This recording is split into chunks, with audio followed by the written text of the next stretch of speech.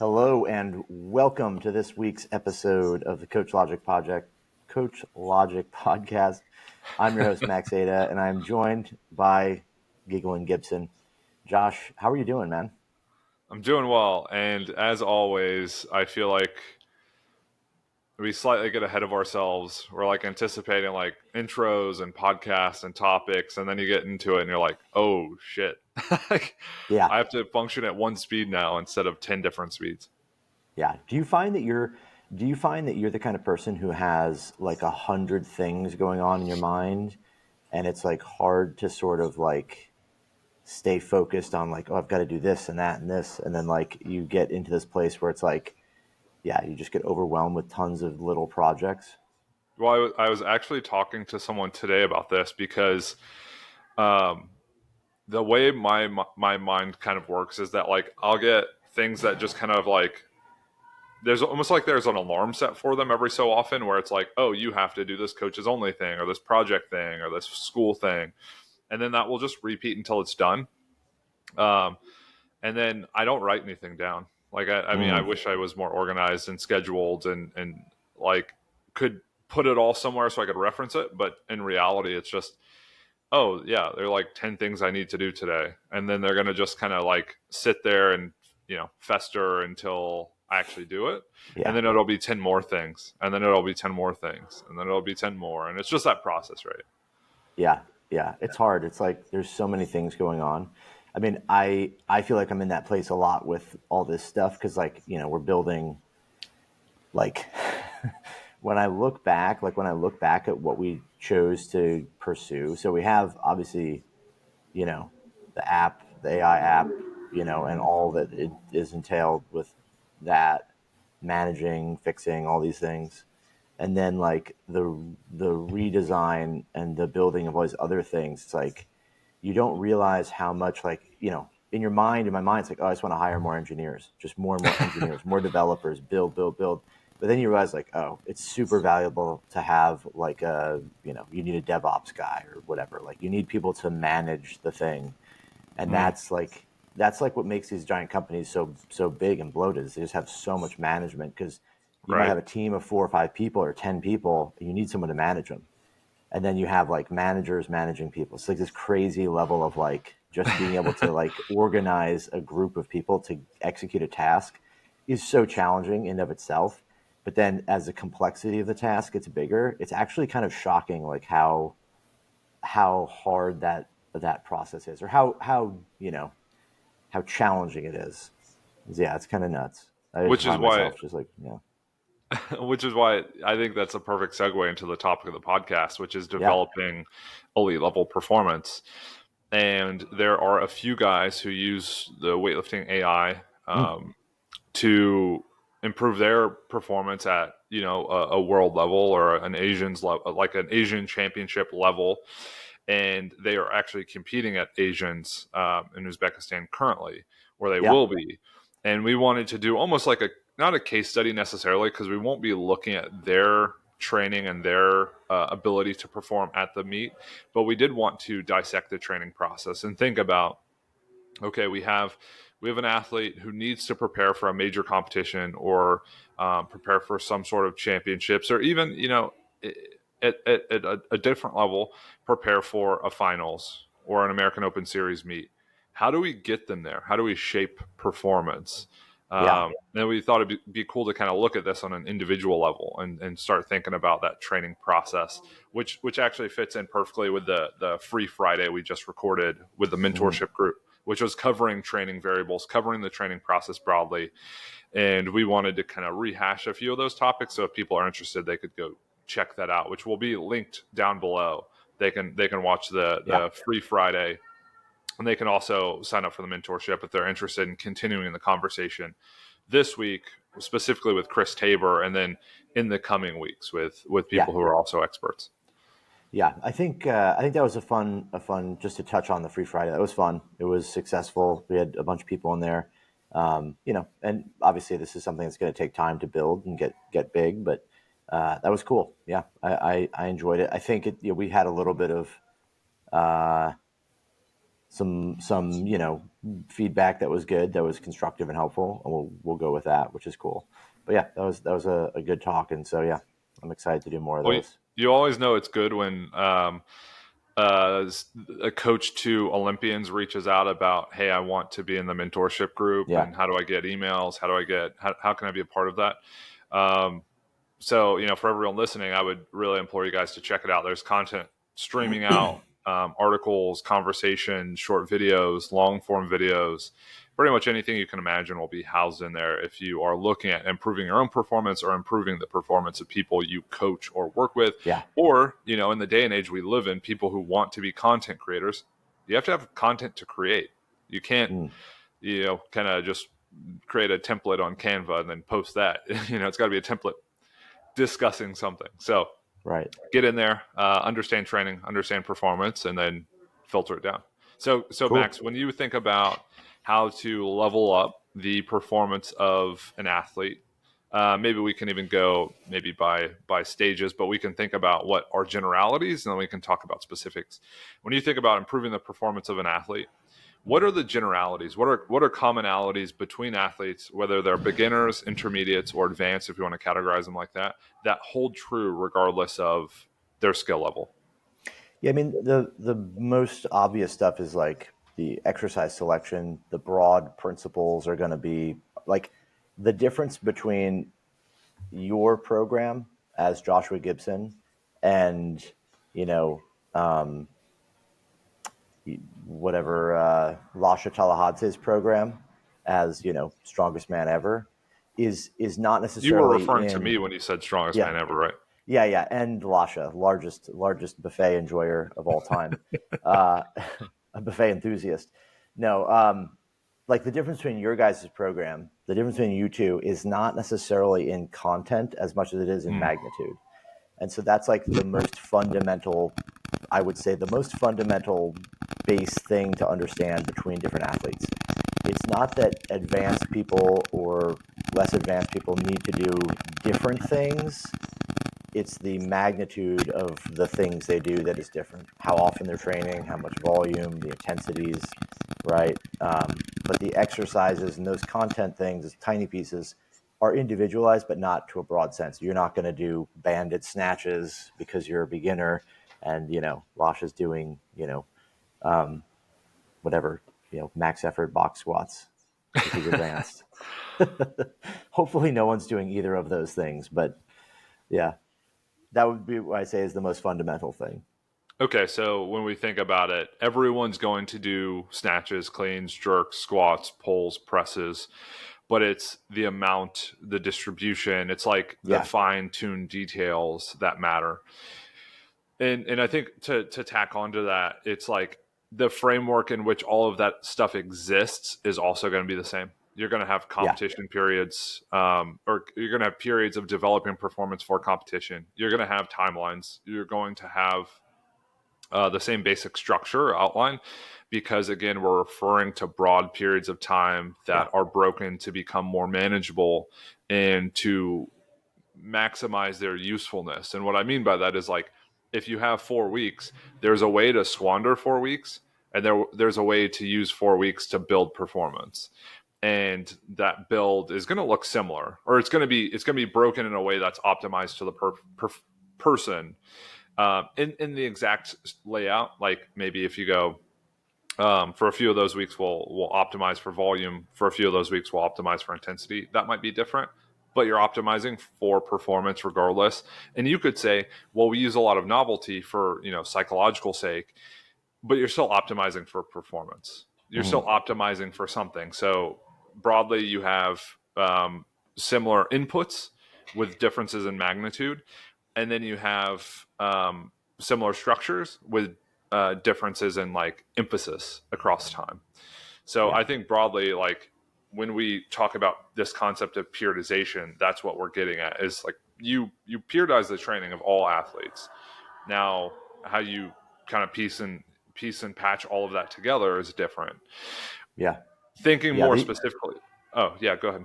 No, no, I was gonna just tack on that. Yeah, like the the reality is that, like you're saying, there's a uniform structure to training to periodization, right? It's always going to be from pretty much always going to be from extensive means to intensive means. So we go from high volumes, yada yada, the qualities we can develop with those things. I mean, I feel like everyone's kind of heard it before, but you're moving from higher volume phases, extensive training, building the capacity to train more, and the underlying, prerequisite motor qualities, all the way to, the highest end of intensity for preparation for, competition, right?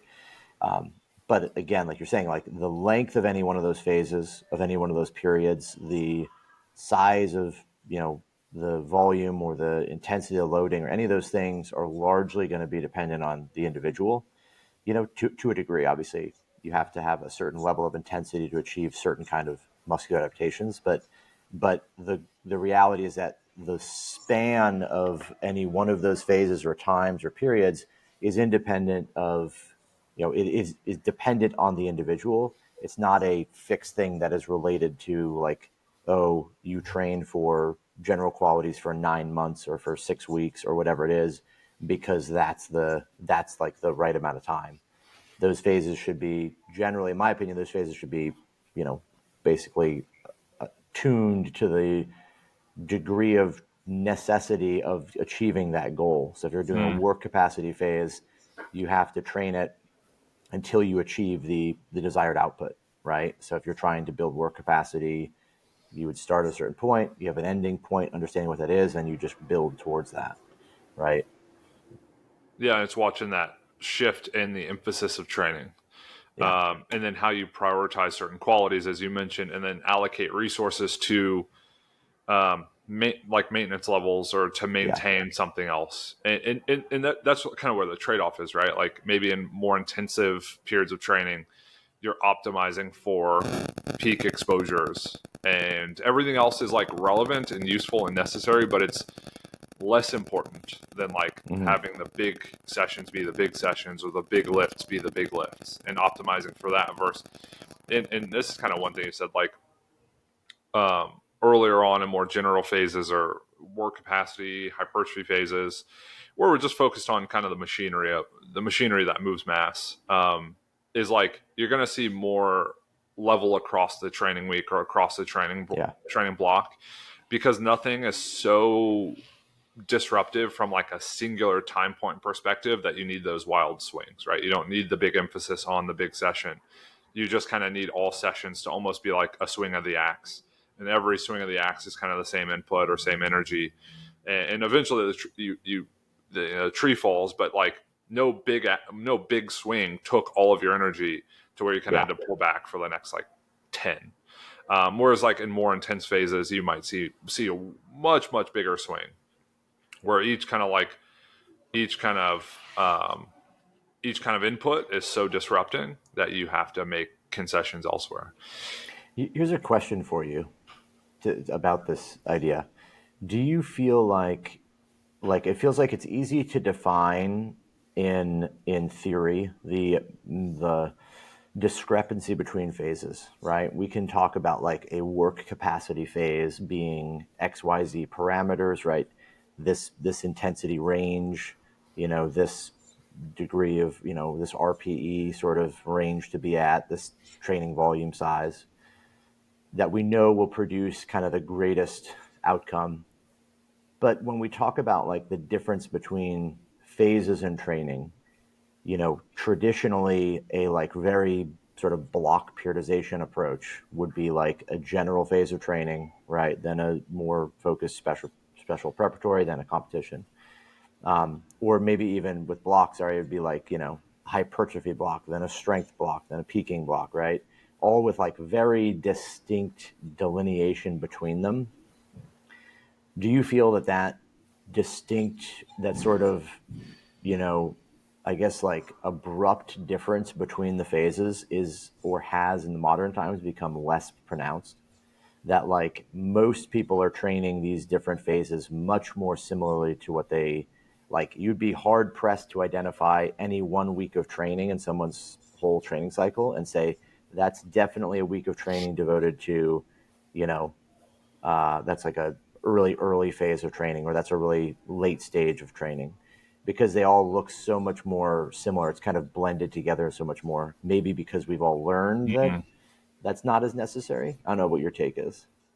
Yeah, well, I think the way I've started to think about this, and I don't know if it's ultimately going to, because the more you understand training theory, the more you have to lean into the theory part. And this is Right. it's part of the conversation we had on the call, the mentorship call, right? Is the more you lean into the theory part, the less I guess, like, the more you have to put your eggs in a future basket, or say, like, the future periods of training will benefit from this. And actually, Seb and I had this conversation on one of the Weightlifting House podcasts, where he was saying that in the training hall, Giga Chad maxed out his back squat like 3 days out, Yeah. and he did that because the quote unquote Chinese coaches, I don't know who he was referring to, Seb, said that they weren't focused on this competition. They weren't Where was periodizing their this at training. Worlds? Yeah, yeah. It was like one of the earlier major competitions. He's like, well, they weren't focused on this meet. They're focused on future meets. And he's saying they don't believe in, either that they don't believe in periodization, or that they're not focused on peaking for this specific competition. And say what you will about that example specifically, but the Hmm. idea holds that this testing day or this competition or this point in time isn't the most important point in time. And to more logically tackle that is, if you think that, like, muscle size strongly correlates to muscle strength, and you would say that, like, to pack on as much muscle as possible or to maintain as much muscle as possible is at some time point, like, a very important thing to consider, you would have training that biases toward not losing muscle mass. From different papers and different case studies I've seen, where you look at, like, a traditionally periodized program with distinct blocks of training, those low volume blocks will see changes in muscle size. And you Hmm. could chalk it up to swelling, you could chalk it up to whatever, but, like, there's significant losses in muscle.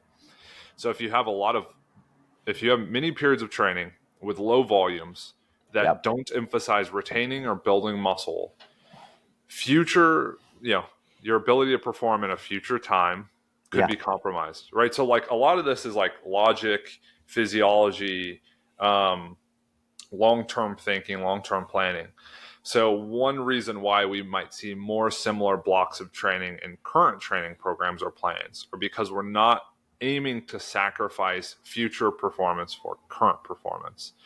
So instead of saying, like, let's double down on low volume phases of training to peak performance and to maximize, like, your ability to express performance, across a week, but like at this meet, then you have to say, like, well, we're also going to compromise uh, with the amount of muscle we hold or gain, because we know that when you really reduce training to low volumes, you're going to lose muscle size, because you're Yeah. removing the stimulus for maintenance and the stimulus for growth. So I think that current training practices could optimize for performance in the long term, whereas previous training practices optimize for performance in the short term. Hmm. And depending on, like, your understanding of physiology, your understanding of training theory, you would make that concession. And I've started playing around with, like, how do we optimize for volume in the short term and performance in the long term. And that's actually something you have to think about, and you Mm. have to kind of weigh the balance, because it's not so straightforward of, like, the weight on the bar now tells us what we can do, but it's the idea that, like, the weight on the scale tells us what we'll be able to do. And I Mm. mean that, like, literally and kind of more abstractly. Yeah, that's interesting. My weight on the scale would indicate that I can snatch what Lasha snatches because we have the same body But the weight. DEXA says otherwise, Max. Dexa has I think it was broken. I don't know. It just kept saying error, error. Well, we saw you with a baseball bat in that room, and you just closed it and Yeah, said, "Don't come in for you. 5 minutes." They did the Dexa on me and found it was completely uniform density throughout my body. It's The one compartment model, It's it's just fat mass, right? yeah, it's neither adipose tissue or muscle. It's something in between. That's all non-functional. Um, I do think that's a good point, though. Like you're saying, yeah, like the more drastic the distinction between phases of training and really, I guess, blocks of training as well, the more you're, the more you're able to optimize a period of training, a block or a Right. phase toward a particular outcome. But the overall, like, big picture trade off there is that you have this kind of sort of two steps forward, one step back Right. effect, which is that you keep having, if the average training size of a block is 100 units, and then a peaking block or different phases are suddenly drastic changes to Yep. that, you end up with, like, let's say 50 units in your peaking block.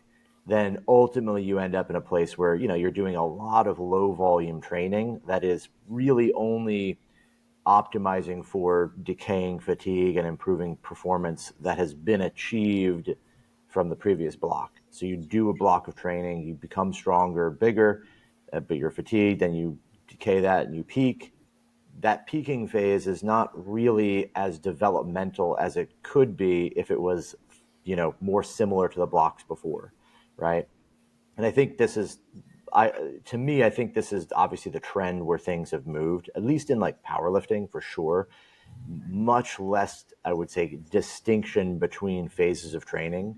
We don't see as much of the like block, like traditional sort of block periodization, like, you'd see with like, JTS or something like, tens and eights down to fives, down to threes, right?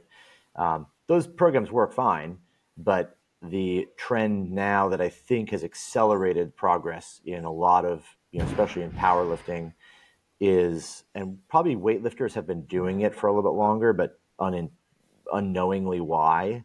But this more evenness between phases and blocks of Mm. training with a higher, relative magnitude of that training, because you're not bouncing between different types of phases. You can, train with basically near the most volume possible, which is going to produce, potentially more results, right? And then much less significant low volume peaking phases injected into the process, which should ultimately give you the ability to progress for a longer period of time, and in the long run, more so than that short term competition sort of pop. Well, and if you think about it logically, right? So based on the stuff that Dr. Pack has come out with that shows like very, Mm-hmm. very, very low volumes of training can improve strength performance. Yeah. It's like, okay, then why do a work capacity block? Right. If you can build, Yeah. if you can improve performance with like one single in some down sets or back off sets or whatever, like why do a work capacity phase? Because that's actually pretty easy to recover from. Like doing a single and then doing two triples or three doubles at like 80% of that, that's very tolerable. Now if you do, squat, bench, deadlifts and you do that, 3-4 times a week, like that's going to be a lot more challenging to recover from. But if you do Sure. a couple of squat singles a week or a couple of pull singles a week, that's that's easy enough to recover from, where you don't have to have blocks of training to build into it necessarily. So if Right. you take the traditional model with a work capacity block, it's like, well, what are you developing work capacity for? What are you building hypertrophy for? And then it's like, oh, so we can maintain higher levels of work because that would potentially be more developmental over the long term than kind of that more um, like all in mentality of all in on work capacity, all in on strength, all in on peaking. You know what is funny is this conversation is basically going towards it's essentially the argument for concurrent training, Right. Yeah, right? It's I like agree. if the minimum effective dose for developing maximal strength is a single at like RPE 8 and some triples, back off triples, then surely you could also incorporate some directed hypertrophy work, and maybe those back off Yeah. sets could be some high RPE sets of 4, 5, 6, right? 3 sets in near failure after you do a top single in the squat, then 3 sets, near failure of belt squats, right? And like, potentially it's like, okay, so if we need some work capacity, we could, reduce the RPE a bit and increase the number of sets. So it does lend itself to the idea, which is kind of interesting, the idea that a concurrent system potentially has a lot of merit, right? That training multiple qualities within a given microcycle or, at all times is essentially, a viable strategy. I think you kind of see that too in some of the literature, right? Is that like periodization as a whole is more effective for advanced lifters than beginners, which, I mean, probably obvious why. But then, like, DUP is even more effective for advanced lifters, right? I think Greg Knuckles posted a something about that a while back. But basically, yeah, it's like the idea that, like, yeah, maybe concurrent training needs a different sort of a fresh look, or maybe it's just been vilified a lot because it was attached to its crazy uncle West Side Barbell for so long. Yeah, when I think with concurrent training, right? Like those papers were looking at aerobic training and anaerobic Right, training, and they right, were doing it in such a drastic way where it was like the the study that was referenced and used had, I think, like three arms, and it was resistance training, aerobic training, and then a combination. But the combination didn't make a concession for volume on either end. right, So it's like, okay, well, with intelligently programmed right. concurrent training, it's like I think a lot of this is like we think of the I like that saying of like, and this is irrelevant, but it's like the pithy kind of like surfing the curve on the first force velocity curve. It's like for concurrent training, it's like shifting the emphasis. It's like, Sure. well, you just shift the emphasis. I mean, you just kind of surf the emphasis, right?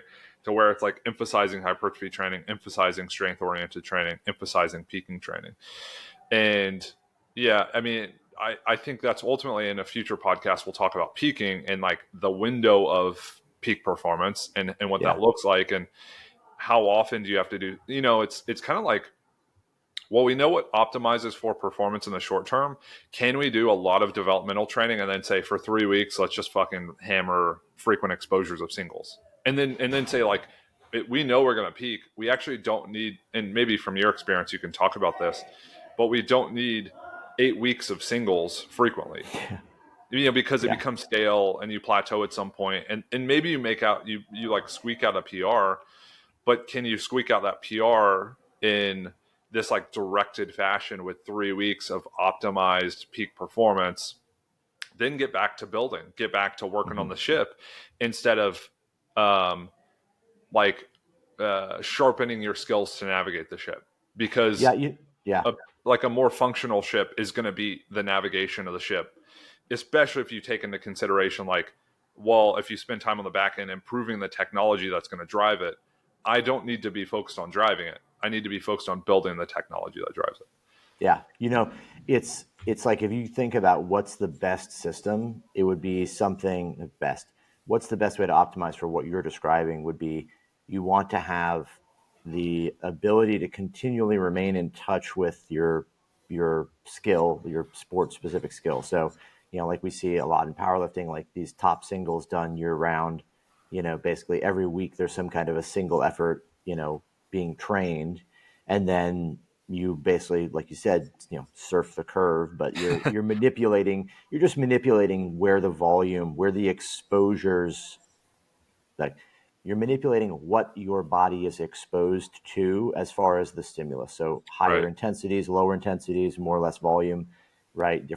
All of that is essentially saying, look, you need this massive training volume to drive results, however much that is.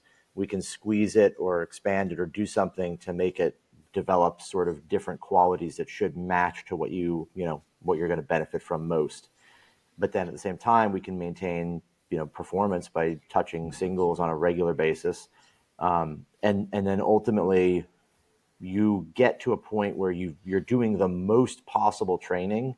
You theoretically should be at the best performance. Like if you're doing the most training, that's probably when you're going to have your peak results. Mm. From there, then would be the jumping off point for peaking, which would be to say, look, we've done all of this extensive training.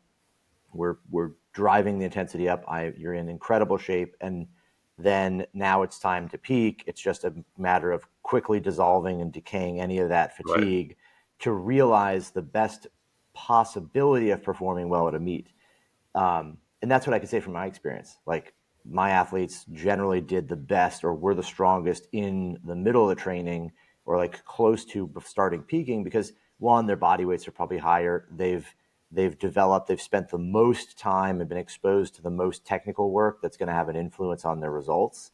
And they're in a place where they're basically at maximum capacity of what they can tolerate in training. So their fitness is as high as it can be. They're just going to be somewhat fatigued and not be able to really display that, you know, in a predictable way. That peak though might not require much. You might Yeah. not, if you're incorporating singles, you might not need more than 2 weeks of like, let's just drop a lot of the squatting and pulling volume and like obviously maintain what we can strength wise, but there's just you don't need maybe 6 weeks of peaking, right? Like a max out Friday every week for 6 weeks going into the meet. Like that's not necessarily even close to necessary, right? It might even be very short. You might not have to peak. I know a story once. Um, I want to say it. I'll leave the names out of this, but a friend of mine who was a coach, obviously, was coaching a guy who was super strong, and he completely mistimed the meet, and so he peaked. He peaked at the end of like a strength block, where he was Mm. doing like heavy fives, and went in and never touched a single the whole time. Walked in and made PRs. Wow. Which is kind of funny, but it's like, okay, but I mean, he was making PR fives and stuff. So, how much harder was it for him? He was super experienced. He was squatting, in the probably 800s or something. Um, but it's like, okay, like he was probably at the strongest he was. Had he done like a couple weeks of singles, maybe he'd be even better, a little more confident, a little more sharp with the skill. But like, really, how much was developed there, or how much was really lost by not sharpening that skill to a fine point, right? Yeah. Maybe What I this think, would be different in sorry. no, I think that's a great point. I think sometimes when and I've done this, right? Like as a coach, and I've experienced this as an athlete as well. Sometimes you double down on peaking so much that it becomes a little too heavy, a little too fast, a Yeah, little too often, right? And I think you lose that opportunity to take advantage of the day because you're trying to make the day a peaking day versus, yeah. oh, we hit peak performance, express it. And I've seen this happen where, like, I'll come in, you feel a triple is just moving, and you're like, I'm just gonna work up, and then you crush something massive, right? But then you say, I'm gonna run a peaking block, and you're like, and then your rational mind, You just kind get of, worse and worse and yeah, worse. well, that's the thing, right? It's like rationally you assume you know best, so you're like, oh, I'm gonna predict performance, and I'm going to proactively create it. And it's like, yeah, but that's like a very arrogant position. And I don't mean arrogant as in like cocky, but it's just you anticipate you're able to predict peak performance. Sometimes it happens organically. And sometimes I'd rather say, like, let's focus on building and developmental training and then take advantage of when you're peaked versus do singles here, here, and here. That's Hmm. going to peak you. What I've seen is sometimes the best results ultimately come. So I had someone, she is a very, very strong lifter. Um, she was supposed to do a heavy triple in the squat and some like accessory weightlifting stuff, and she ended up just skipping that day. Came in the next week, smashed just like PR doubles because she Yeah. was fresher. And then at the end of the week, I was like, well, we didn't have that heavy triple exposure. The last thing we did was like a back off week for fives. And she came in, squatted, 152 and a half for a set of three. It looked really good. She probably had Hmm. 157.5. And that was like, I was kind of nervous because I'm like, we haven't had a day where we've kind of gauged what you can do. But she was so fresh from just like peeling back training, that she was able to express performance. And I think that idea of why have drastic periods of change and training if you're building the capacity to tolerate it. And instead of like having that huge stair step thinking we built a capacity, let's kind of maintain that. And if we feel like we're too beat up or we feel like we're getting slow or we feel like our technique's not there, pull back from the like average value of the average volume of training done, that average value, not like some stock. We have Yeah. to break down to 3 total working sets instead of 5 or instead of 7. um, it's like, no, know what your work capacity is, change from there, and then you'll see changes in performance. Like I've seen that reliably of like, if we're doing on average, say like 225 reps a week, and suddenly I'm like, you look kind of slow and beat up. We go to like 190 or 200, and it's like, oh, you freshened up quite a bit. It's because we're operating on like Yeah. average work or average stress, not like absolute levels. Yeah. Yeah, yeah. I think that's a great point. Also, I think it kind of, you know, to probably extend this podcast to double the length. But the next point I would make that I think is interesting is this idea of distinct blocks of training, right? And so I can point to a bit of information that has changed my opinion a lot. Um, the idea of like let's for hypertrophy specifically, right? 5-6 years ago, it was a common idea like, okay, you're going to do hypertrophy training. You're going to train from point A to point B, and then you have to deload, right? And now seeing research that kind of shows that's probably there really isn't much effect from deloading as far as hypertrophy is concerned, right? And also seeing in practice a bit more, not nearly as pronounced, like, oh, every X number of weeks you deload, or every time you hit this volume you deload.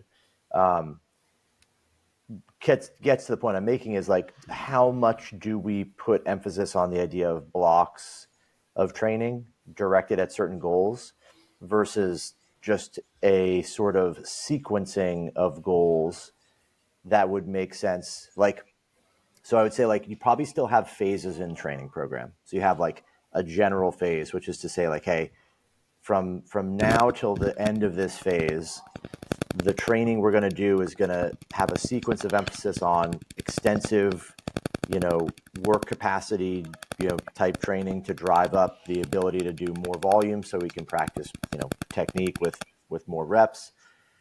Once we reach a certain point, a metric in that saying to us that, hey, our work capacity is increased. So whether that's like the rate at which people fatigue within a workout, or it's the total volume of training they can do with the same level of perceived exertion, or whatever it is, right?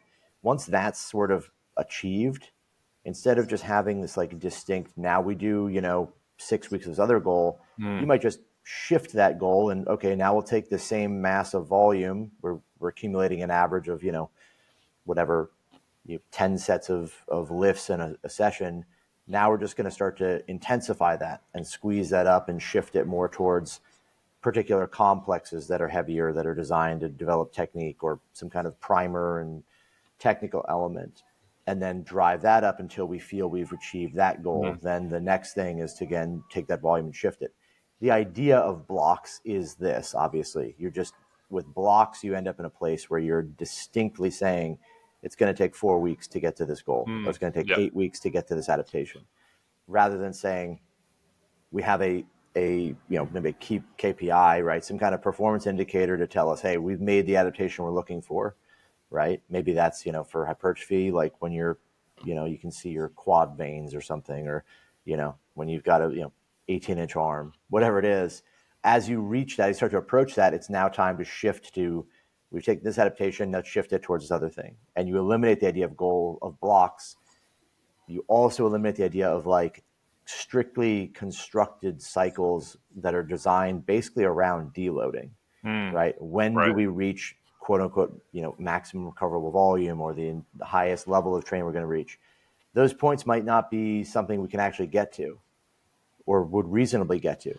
I think a lot of the like hypertrophy research showing that these are kind of like conceptually they make sense, but like, there was the study about where they're doing like 52 sets by the end of the thing. Yeah. Obviously, it was for just the quad, but that does point to this idea that like maybe these volumes are way higher than we think, Mm. and like bouncing between them isn't really right.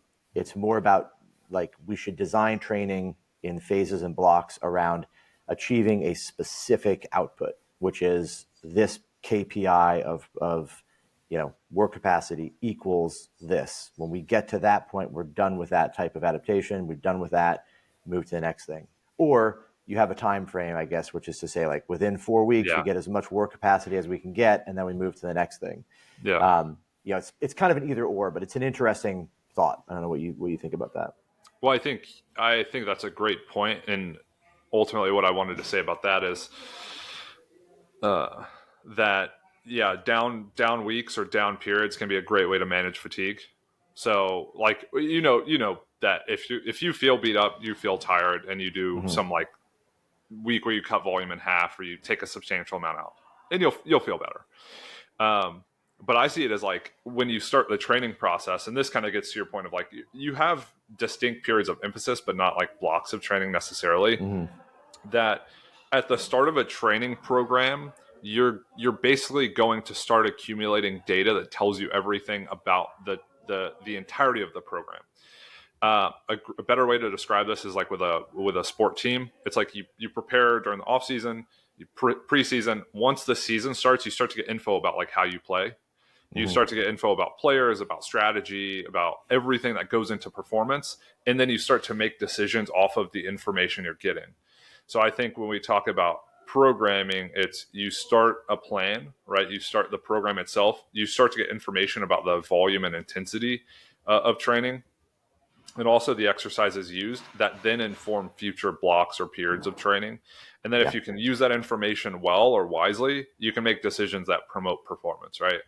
And it's this idea of then if you start to manipulate too much and say we have distinct periods of training, we have to have these distinct periods, you just introduce a little more like randomness or chaos Hmm. that it eventually makes it harder to tease out like what's working, what did work, and what can we do to make it more effective. If training is slightly more similar across, I think you just make better decisions or more fine-tuned decisions that lead to a better process. Um, because again, like the enemy of signal to some extent is noise, and the more noise you add, the harder it is to tease out Yeah. signal. And if you really, really value signal and repeatability, you have to have some sort of like stasis with the process, or some sort of like reliable process where it's this is what we're adapted to, this is how we're performing. Let's change something slightly. What Yeah. happens? And the more you make those small iterations over time, the more predictable performance is. And the more you start to hedge on small changes instead of large scale changes. Of instead of like we have 4 weeks, and instead of putting a small week here, let's just keep it a medium or average week. You can kind of predict what's going to happen versus well, we have to transition to doubles, and everything's doubles or every exercise changes. It just becomes so hard to anticipate what's happening or what's I guess a better way to describe it is like what did happen and what's carrying over, right? Because we talk Yeah. about training residuals. It's like how do you maintain strength or maintain muscle size or maintain these qualities? Like, well, why do we have to hedge on maintaining them? Why can't we just do things that keep stoking the fire instead of like I don't know, having the fire in another room and hoping it stays warm, right? Like it's just it's you have to make a lot of concessions with It major is. It changes. is a funny idea. Yeah. Like, because yeah, a great example is like the minimum effective dose training, right? Like what Dr. Pax kind of points out, like this idea of like, okay, so a really small amount of training, like a single and some down sets, is like enough to drive strength adaptations. Like that's so small that even if you increase that to twice that, if it has the same effect, like that's enough to make progress, then it really does kind of beg this question of like, why not just have concurrent style training? Because there's so Right. many benefits to it in that you have a better handle and a better like, a better understanding of like where where your current levels are at, because you can expose yourself to those higher intensity lifts. You have like, a better understanding of like, all these different metrics that are right at the surface. Whereas if you just do strength training and then you completely ignore it and do something completely different, like you're out of touch with it, right? Like you're saying, Yeah. it's like you don't know. It's like a Schrodinger's cat scenario, right? More so like a Schrodinger barbell, right? Like how strong am I? Is there a bar in the box? Am I actually strong? Am I in two states at once where I'm both strong and weak? It's a superposition. So yeah, I do think that it does lend itself to that a lot, right? The idea that like this is a smart way to train because you can really essentially stay very close in proximity to the things that are necessary, but at the same time also be able to develop these things. You can have your Well, cake and eat it too. yeah. Yeah. Well, I think it's easy to compartmentalize and say, well, We don't do that. But if you look at weightlifting programs, like technique is always emphasized generally, and I think Yeah, people will exactly. keep technical movements or elements uh, through every part of the process. We're always looking to improve technique. Like I don't know anyone who's like, oh, well, we've done as much as we can for technique. Let's just like overhaul everything entirely. It's like, no, I want to maintain a thread of what's worked for developing technique Yeah, yeah. and always have that in there. And when we're peaking, it's like that is just a small day. That just it's those are going to be conceded as small days. But the idea is that like technique's always being worked on. So why can't we always kind of work to maintain or keep developing maximal in strength or whatever quality Yeah. it is, right? Because sometimes you will concede that like you do look kind of slow. Let's pull back the intensities and see if we can Hmm. get faster movements in. Maybe it's Hmm. just fatigue, unload fatigue, but that's not like wasted training. I think sometimes it's viewed as Yeah. like if there's a lingering effect, it's wasted, and it's like no, you just increase the emphasis of what's needed or directed, like speed, like peaking uh, performance in the lifts, and you just say, well, let's get more exposures to that, and then that'll kind of turn whatever you developed into actual performance on the platform. Yeah, and it's an interesting thought too. Like just to kind of one more kind of touch on it, like the idea of like you would never have designed training around like, oh, we have a technique block. Like in the middle of the program, I got to throw a technique block in there so we can remember how to snatch. Because ultimately, like it's like you said, it's a quality that must be ever present in the training process from Right. day one till the last day you compete. You're always, technique work. I think is maybe needs to be defined better Yep. for this purpose, but It does. the concept of like continuing to develop better skills that improve efficiency, improve control, all these things, conceptually is the idea of like technique work is constantly refining your skills. But yeah, having a program that requires a long ramp up phase, so a general like a GPP phase, a hypertrophy phase, a basic strength, all this stuff kind of building into now we can start doing hard, heavy weightlifting training. It just feels like what an enormous waste of time Yeah. when if you can, you know, undulate training enough that you don't destroy anybody, but you can maintain a higher rate of or a greater exposure to the same stimulus that's going to drive them forward until there's a point where you need to, let's say, resensitize to that kind of training. But it's just much more fluid rather than being this consistent, like block after block after block, ending at the point where it's like, oh, we did hypertrophy, we did work capacity, we did all these things. Now we can do the regular training, and that took 6 months. And I Yeah. have basically an 8-week training cycle going into nationals, and you Yeah. hit, not so great. So yeah, concurrent training does seem to be. It's interesting because it does seem to be the way that most training is done now, at least in strength sports.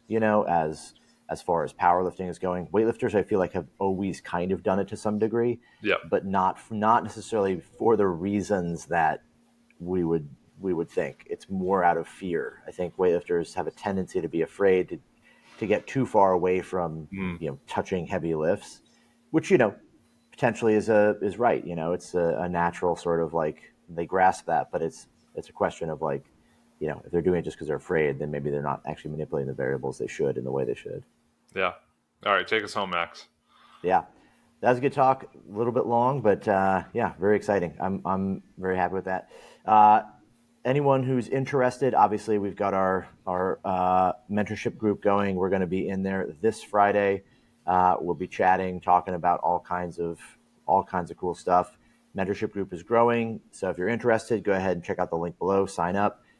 If you're interested in reaching out to Josh or myself for any other information, as far as coaching and whatnot, using the AI app, or if you're interested in being one of the sort of I'd call beta testers for Coachlogik, the platform, coaching platform, then shoot a message to me or a DM, and I'll get back to you. Other than that, you want to say any final words? Say your final piece, Josh.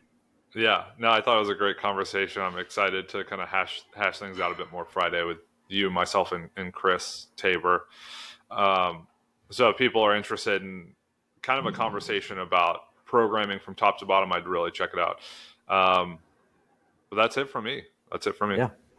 We'll see you guys next time.